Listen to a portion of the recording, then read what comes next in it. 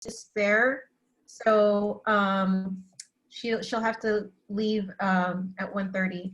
So Oya, if you want to go ahead and begin. All right. So, oh, sorry, I didn't find you again. There you are. And I'll just turn off my camera so that way you have the there you go. Okay. So Miss Annette, thank you so much for being here to speak with us today. I really wanted to start off with asking you, when we first started in this pandemic, about how many contact tracers did we have at that point? And then moving, you know, as the situation has evolved, where are we at now in terms of the numbers of contact tracers, and you know, how many cases are they handling each day? That's 3 questions. So when we first started, we were looking at about 6 to 8 6 to 8 investigators, as well as about 6 contact tracers.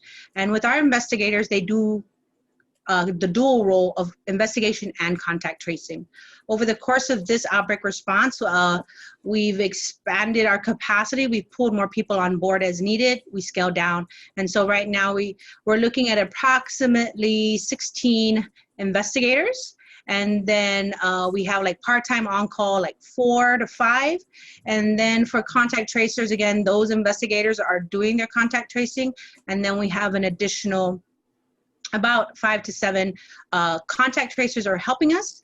And then we have that we've brought on board, like through Department of Labor. We've had some trained up. We've had other Division of Public Health staff brought on board. We've had also in these past 2 weeks, we've had the assistance of DYA for contact tracing. We've had 4 individuals who were trained up and actually came over to assist us at Public Health on site. And so we have that as well. And then we are training up more people. They've taken an online class, but then we have some additional steps that these people need to complete, like shadowing and being mentored, you know, going through the whole process. And then, as mentioned previously, I believe there's this course that's happening right now, University of Guam. Today's the last day, in conjunction with UC San Francisco. And so we've been working with University of Guam. When we had our first surge in March, you know, we did get the help from University of Guam, the health sciences with Dr. Yvette Paulino. They did help us for a little bit. And so that's something that we're looking at again with the completion of this course and pulling some of these individuals, be it UOG students or other individuals who have taken the course to help us.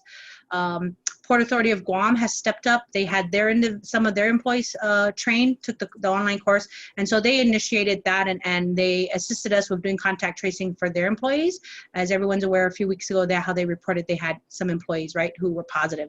And so we have all these different partners, and so we continue to try and expand the capacity here on island to help us, you know, and again, adjust as needed. Sorry, so can you say about how many we have now and how many more you're expecting to come out of these courses that are just finishing up?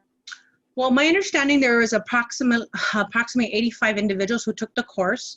However, there are things where we're going to have to look into about completing the additional training and about their availability. My understanding, there was a mix from UOG, there was also GMH, Guam DOE, the Catholic schools, Judiciary, National Guard, as well as AmeriCorps. And AmeriCorps has been standing by also to assist us, and you know, so that's something that looking at our mix, looking at the logistics as well, and how can we maybe incorporate remote access, so again, because we're all physically spread out, right? Different agencies, different organizations.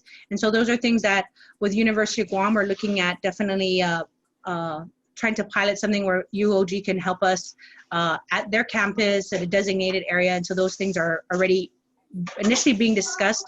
And so how we can move forward with expanding our capacity. And just, sorry, one more question, if you'll indulge me real fast. At this point, how many people have you guys contacted as part of the contact tracing program? And, you know, are there any that remain that you guys are still trying to trace as of today? Yes, unfortunately, with the huge surge that we had, end of July into August, where the numbers were overwhelming, we've unfortunately experienced a backlog that our staff is dealing with, and that's how we've brought on additional staff to help. So we are seeing, so our goal has always been at least 24 hours. We're going to contact the case as well as initiate the contact investigation. But with this surge, unfortunately, we've had a backlog, and so we're looking at possibly a 3 to 4 day delay. We have individuals calling us saying, "I'm waiting," and we thank everyone for their patience. We're trying to let them just know, sit tight, stay home, isolate, or quarantine yourself if you're a contact, and we are prioritizing our cases. There are those who, like if they're hospitalized, we have the elderly or anyone with underlying conditions. So we are having to go through all the cases that are being reported and to prioritize the high risk, get those taken care of right away. And then, as we also juggle the backlog. We've had thousands of cases. Unfortunately, I don't have the exact number in front of me. I do know the other day when we did have another call, our surveillance unit reported that we had over 6,500 contacts identified. And, the attempts to call everyone and repeated attempts or to add on to additional contacts that are identified. And so those are the ones that there are some were unsuccessful phone numbers. There are individuals who we contacted, but they didn't want to be tested. We've also had some situations where trying to get information from the cases themselves. And so we really rely on what the cases tell us, their willingness to divulge that information and elicit the contacts and their phone numbers. And so again, it's a two-way street and a partnership in that sense. And so we've been fortunate that other people will come and say, "You know what? I know the case and I know who else are contacts." And so it's also coming from other individuals, and we have to verify that information and vet it and make sure, yes, it is really a true positive case. And then we work with the identified close contacts. Wow. What does that tell you, Annette, about when people call up and say, "Hey, you didn't call me yet, but I'm calling you to tell you I know"? Well, how does that make you feel about the way the community's reacted to that? It really shows that they're concerned and that they're, keeping on top of it. And again, it's all about that partnership, because we definitely can't do it alone. And so we do thank those individuals. And, we appreciate the concern and that they're being proactive. And then we definitely take that information and that we verify again. Sometimes, the information is going out faster through family, friends, social media than for us. And again, we have to get that official report. We need to verify, get that copy of that positive lab result, because we do not want to contact someone with accidentally saying, "Oh, you're positive," but in reality, no, someone misheard, and we just took that person's call and acted on it. No, we need to verify first. So we do thank the community's proactiveness as well as their patience. And so, yes, we appreciate that. And I know there was a lot of people concerned. And so I know over the past few weeks, we were also pushing out the difference between identify close contact and a contact to a contact. So we can definitely focus our resources on investigating, interviewing, and testing those who are close contacts. Okay. I want to take you back to, I think it was April. We had just kind of relaxed, and there was a contact tracer on your team who was a genius and figured out everybody came from this one party in Jigo, I think it was. And I guess they got to the participants early, but that could have been like a start of a huge exponential growth. If I heard someone say a story, I think it was Dr. Randy, saying that it was some genius member of your team. Can you tell me about that? Do you know what I'm talking about in that regard? Well, I like to think all my team are genius, because we deal with different individuals and we have to handle them accordingly. And so, and that but kind of somebody did this one off the clock on their own time and just kind of, I heard a rumor. I want to verify it. Yeah, well, we've had actually help even from the community and from organizations that help our contact tracers, our team. And so, yes, we do have some staff who will go above and beyond and go out and say, "Okay, let me work with you," and then to find a champion within that group who was able to elicit the information, give us more details, and then definitely, okay, let's coordinate to have these individuals interviewed and tested right away. And so again, it was something that it's a mutual partnership that was a success story, because again, we relied on the information coming from the individual and from the contacts. Yes. Is the situation I just described, though, is that familiar to you as unique? I'd say in this outbreak response, we've seen It was more. Gazzanero. Yeah, some people have stepped up. In the past, there were some people who were hesitant, but I think because people are genuinely concerned and because of the magnitude of this novel coronavirus and how it's impacted our island, people are really genuine wanting to help and step up. And so that outpouring and the initiative is refreshing, and we appreciate it. And it's actually been amplified for this scenario, but just because of the huge impact coronavirus has had. We've had other communicable diseases where our patients and their family members have supported us and helped us and pointed us in the right direction or given us other names and addresses and contacts. So it's something that is not new, but it's definitely something that on a bigger scale, and we definitely appreciate it. In line with that, Annette, what happens if a contact doesn't cooperate? We try as much as possible. We use another staff maybe. Is it a communication barrier? And something that that we consult with each other and say, this is my issue. How did you approach it and how did you resolve it? Sometimes too is just talking to another family member and to let them know and reassure them, this has nothing to do with blaming anybody. You shouldn't be embarrassed. It's not your fault. You were exposed to someone else. And so just, again, it's the trust, the rapport, and sometimes it's also just the language and the communication that, we needed to change a word, or we need to reassure them and say, oh, and then, it's another family member says, no, let me give you the information. And so, it has its challenges, but again, if people understand and they trust us and they know that it's for their benefit, and that, we're just making sure you're okay. We're checking in on you. If you don't want to be tested, we're just letting you know of the exposure, but also what to watch out for now, even if you choose not to be tested.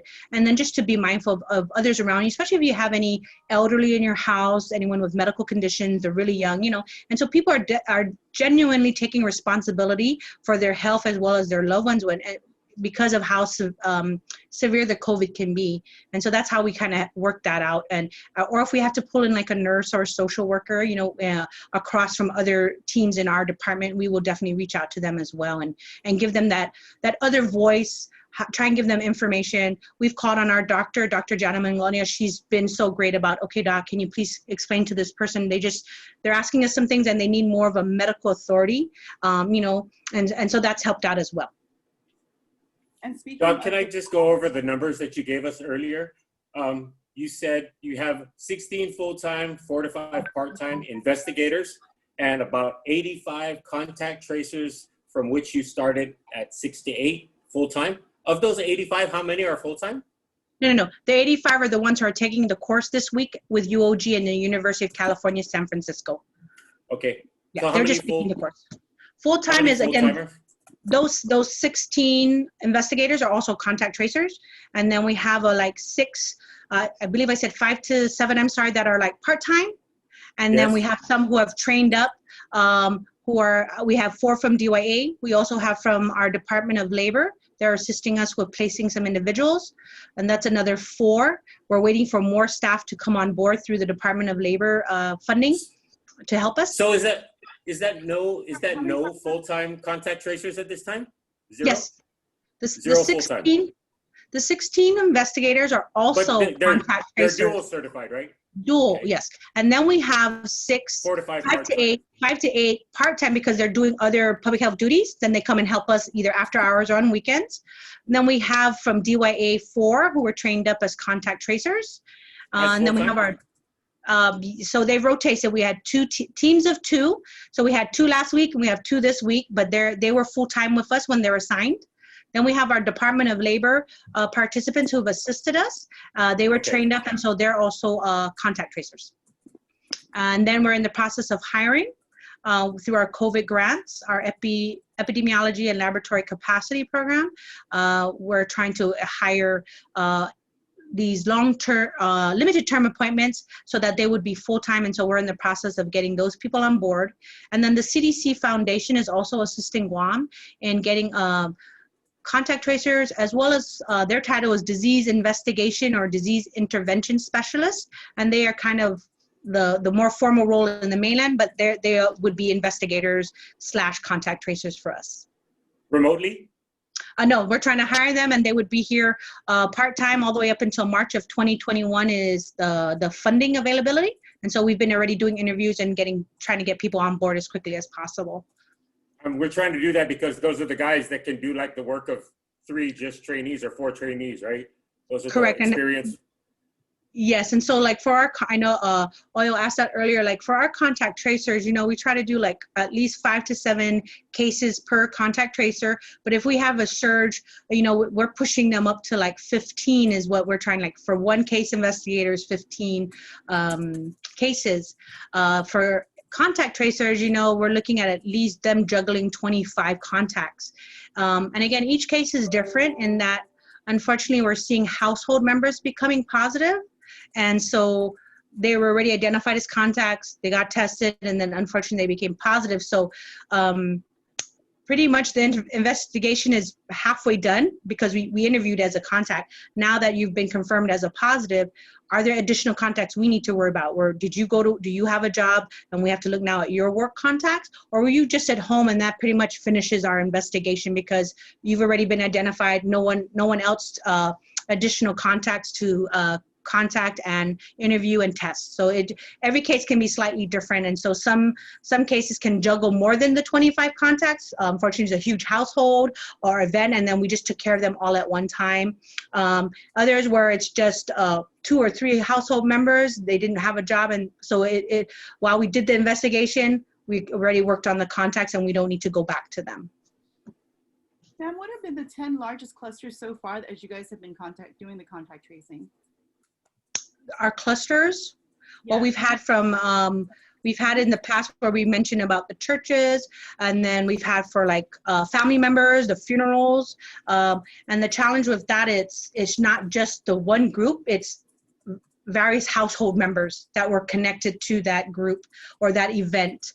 We heard about like the restaurant, the bar, where we had some overlap of individuals who went to more than one place, and that we were able to connect and link that, okay, they went to the bar, the restaurant, and okay, that's why they have a contact for this establishment and then this other establishment, or they had a party at their own house, or they went to the beach, and so that's where the background, our contact tracers are trying to connect all these possible links with exposure. And so there are some overlap where one case had, went to more than one area, went to more than one function, held a function themselves, and then unfortunately exposed family and friends, and then they went to their respective homes, their respective work, and then spread out. And so it's kind of like a domino effect as it was spreading out on the island. Is there an individual who holds like the record for most contacts assigned to this number case? Come on. We have to look at it, but we do have each staff have been reporting out, but we haven't actually sat down and crunched those numbers. But that is something that actually, in conversations with UC San Francisco representatives, they're like, you know what, we had like number of phone calls, number of contacts, number of tested, which we have those numbers, but we haven't pulled it all together to paint that picture. And so, already staff now have been like even just WhatsApping saying, this is how many I've called today. These are the number of contacts I've had, number of tested. And so that's something, again, we're getting all that data. Now it's just a matter of collecting it, extracting it, analyzing it, and be able to paint that picture for everyone so they can see of all these thousands of contacts that we've identified, how many have tested, how many have become positive. And so our surveillance unit is actually working on that so we can give the media, the governor and the PAG and the general public more information of how this COVID outbreak continues to unfold here on Guam. In the beginning, you guys were releasing the names of the clusters, you were identifying businesses, you named the churches. And then you stopped, and then you did it again with the military when there was an outbreak with the military. Can you explain why that policy kind of changed and then changed again? And then it changed again because you guys aren't doing that anymore, yeah? Yes, actually we are currently seeking legal opinion about the ability to release names, because on the public health side, we're bound by HIPAA. And so for us, we're like, we got to hold everything, close, because as a public health employee, we could be in trouble for releasing information that can connect back to an individual, and that was supposed to be protected. And so yes, with the the change in naming and not naming, that's something that we are addressing by having legal opinion. And even Senator Therese Tlahi provided us that recommendation so that we can definitely tell everyone, yes or no, we can release it. You know, there are some concerns of some establishments that were, you know, why are you guys naming us and didn't name everyone? Makes us look like we're the source of the infection. And by no way means did we ever want to imply that. You know, people wanted to know. So it's kind of balancing the need to know, the need for privacy, and not having incorrect implications for these businesses and establishments who have stepped up to the plate. They've done above and beyond. You know, they're also their front line. And so we just wanted to make sure by getting legal opinion, we had to pause naming clusters or businesses until we do get the right guidance. So moving forward, we can be consistent and have that standard. And it is in black and white saying yes or no, we can name these businesses or other establishments or organizations. Do you have in-house counsel? No, we have to go through the Attorney General. So we are waiting for that response back, sir. When did you guys submit the request? I believe I would have to verify with my leadership that he was the one handling that. I don't have the exact date, sorry, but I know it was a couple of weeks ago that we had a brief meeting with the senator and she recommended that, and our leadership was definitely going to move forward with that so that we can, again, address the issue of are we going to name them or not, and be consistent moving forward. And I know this is not quite in your wheelhouse, but are you able to speak to the accuracy of the mass testing and the kits that are being used there? Have you guys had an issue where you thought someone was positive, but then only to find out later that maybe it was a false positive? No, so what our staff do is they follow the standards, like there's a range. And so if there's any results that do not fall in the proper range, it's considered like inconclusive, or it needs to be rerun and repeated. And so our staff does conduct that. And so that's why sometimes you're seeing the numbers like out on the dashboard or in the SITREP where how come it's saying it's only this much? But if you added up all the tests that public health has conducted, it's actually more. We're only reporting out to you what are the conclusive, positive, and negative. And so we've had instances where it was inconclusive or needs to be repeated because it doesn't fall into the range where our microbiologist says, yes, it's a negative or it's a positive. So they will rerun it again. And then based on that conclusive result, we'll say negative or positive.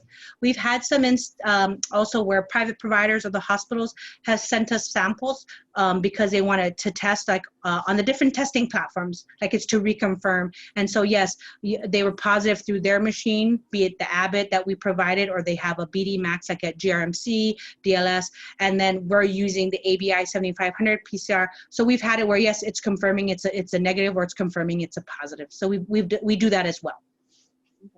Okay. But you're certain that everything is, that the kits that you guys are using are accurate. Because yes. You're cross-testing.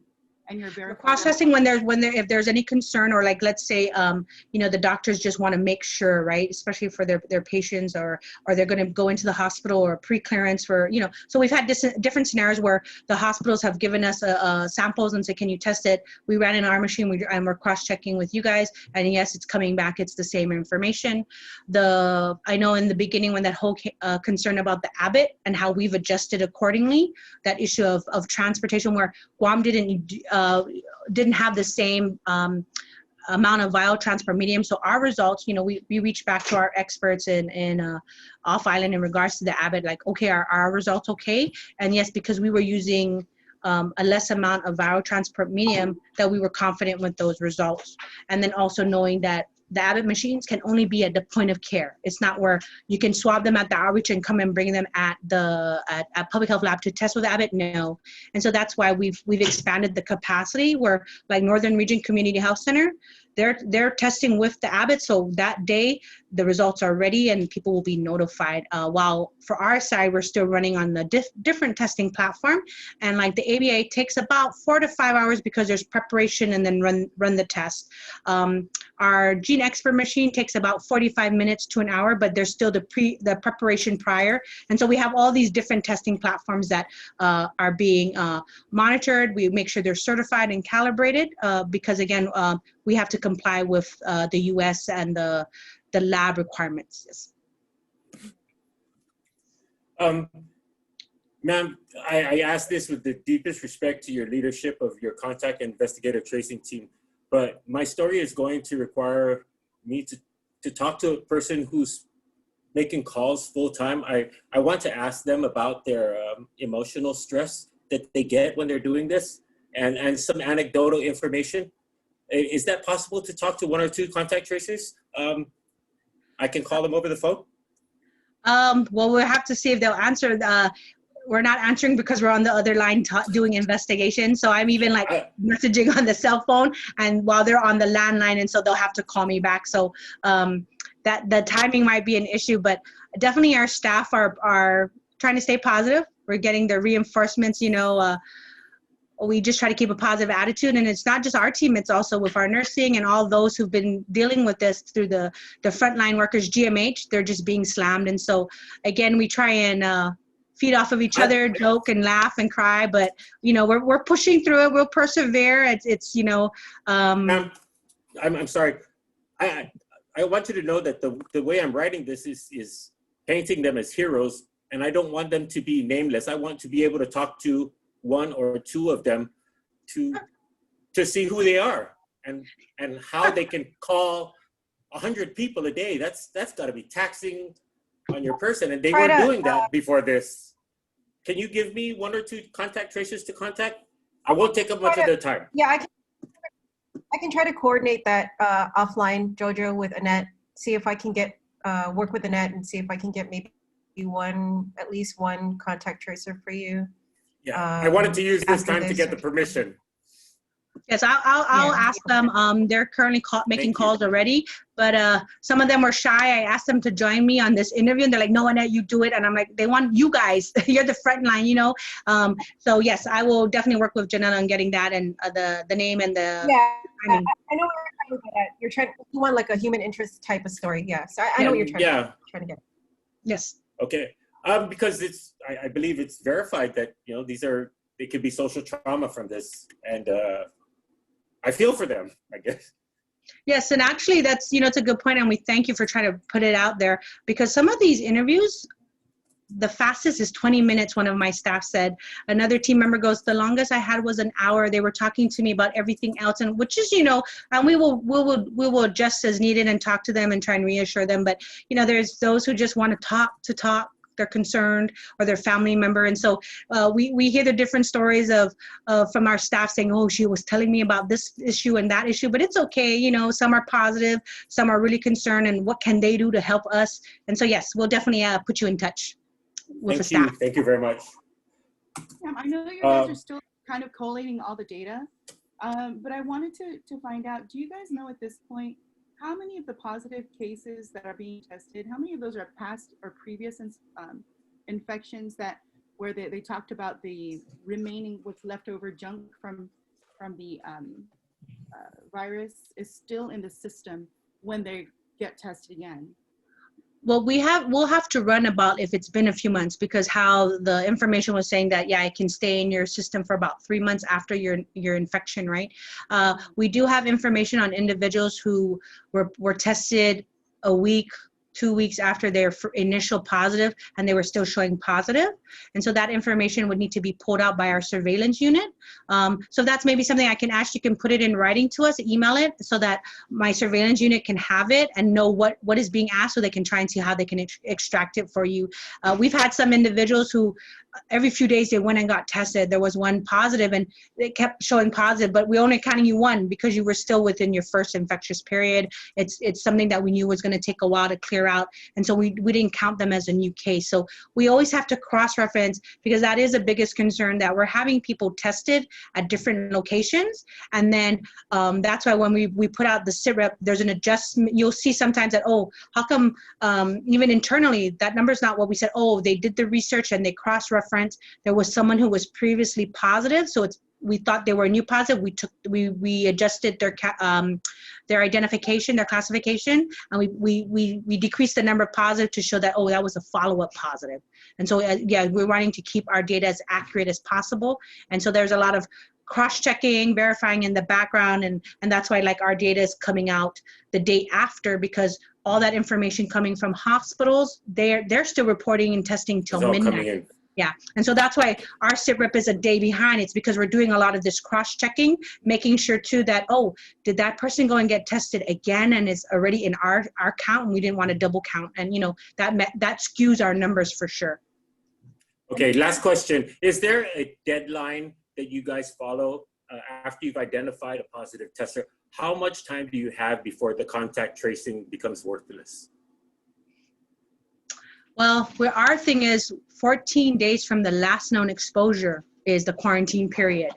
But, you know, for those people, especially who have high-risk conditions, the elderly, you know, even if they're checking with us the 15th day or 16th day, there are those instances where some people develop symptoms after the average 14-day quarantine period. So again, we'll definitely look into it. We'll recommend them for getting testing. And again, it's, you know, it's a case by case, because are you sure it's not the flu now? You were perfectly fine, and then all of a sudden you said you know, so there's also that issue of verifying, is it the flu or is it COVID? And there's testing to differentiate the two. Are you done with the 600 or so positives from the late part of July, early August? That big surge? Yes, we're just a few days backlog. So it's actually so not August, we're in the latter part of August into the new cases that we're getting reported. And again, we're prioritizing those based, like, are they hospitalized? Are they healthcare workers who are frontline? Are there medical conditions that we need to definitely pull them up and initiate the investigation, while we're also pulling from the backlog to get caught up. And so again, it's not the ideal, but you know, we push for the 24 hours that we're working on it. But right now with the huge surge, we are at about, I want to say about a 3 to 4 day lag time. But again, our staff is working the longer hours, weekends, and even through this holiday, we will be working to clear that backlog. So the 6,500 Did you have one? contacts identified, those are from they're about 3 to 4 days old? No, that's from since the start of our COVID response, we've identified, over 6,500 contacts. Okay, and so how many is backlogged? You said 3 to 4 days, but are you able to quantify that? So the 3 to 4 day backlog is in regards to our cases, and so from there we will elicit the contacts, and again, the number of contacts varies for each case, and some of them are actually household members of a known case, and so that we wouldn't have to do another contact tracing, because we already have identified all the contacts, especially like if there everybody all at once. Yeah. Right. If they're all in the same household, they didn't have another job, they just stayed home. So then that would complete our case investigation for that. We would just now need to tell them, now you're a positive, you need to stay home and isolate until you're cleared. Yeah. So your quarantine went to isolation. What percentage of the people that you need to do contact tracing for, how small is the percentage that you don't have to worry about because the port's doing their own, or DOA or whoever it is? I know it's a small percentage, but how small would you say? I want to say not even 1% for all that we have identified. But the Port Authority, they really stepped up, and they went above and beyond, and so that really helped relieve us, and the partnership we have with them helped us on that front. 290 they contacted. That was awesome. Yep. Ms. Annette, the COVID-19 tests that have been done so far, are you guys able to say about how many of those were either asymptomatic or had mild symptoms? We do have that data. In the recent, go ahead, sorry. I have that number for you. Oh yeah, I can give that to you. Okay, thank you. Are you also able to say, I don't know if Janella or Annette, you can answer this, but the reported deaths, unfortunately we're up at 14 now, but how many of those had comorbidities? I do know the majority. I would have to get back to you. The new case, the unfortunate death today, I don't have all the details of that one, but majority of them had underlying medical conditions. Even for the first, the youngest one, the 34-year-old, had underlying medical conditions. And so again, that's why we're always worried about the elderly, but also those with any age with underlying medical conditions. This is where COVID can cause severe complications and unfortunately death. But we can definitely get you that information as we get the information for today's case as well. And I know we're running out of time, but I just need one more thing from you. Ms. Annette, would you mind telling our readers give them a message. Maybe they might be contact traced, how they can possibly help. Can you send a message to our audience, please? Well, And this you is know, our last question. we definitely want to keep emphasizing, stay home, practice social distancing, washing your hands. If you're sick, stay home. But, in case you're worried about, was I exposed, or am I a contact to someone?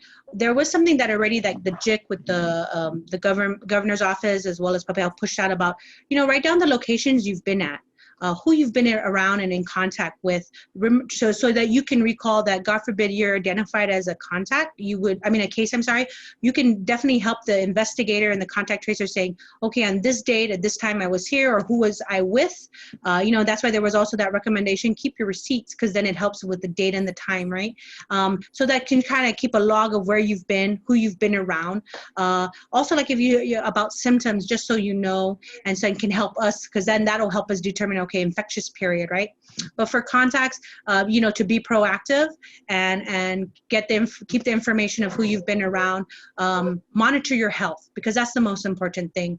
If you've been tested and you're waiting for your results, but you think you were exposed, then we ask you to self-quarantine until you get the results, because we've heard those stories too, where people were like, I was sick, I was going around, I waited for my results, but I kept going, different places. I went to a party, and then unfortunately the results came back. They were positive, and now we got to go back. Okay, where were all those places you said you went to while you were sick? And now can you tell me who were you around, and how can I get a hold of them? Because we need their name and their number. We won't tell them who they were exposed to. We're just going to let them know you were identified as possibly being exposed to a positive case. We will never give that information out of who the case was. Sometimes they know ahead of time. They're the one telling us, oh, this is who's.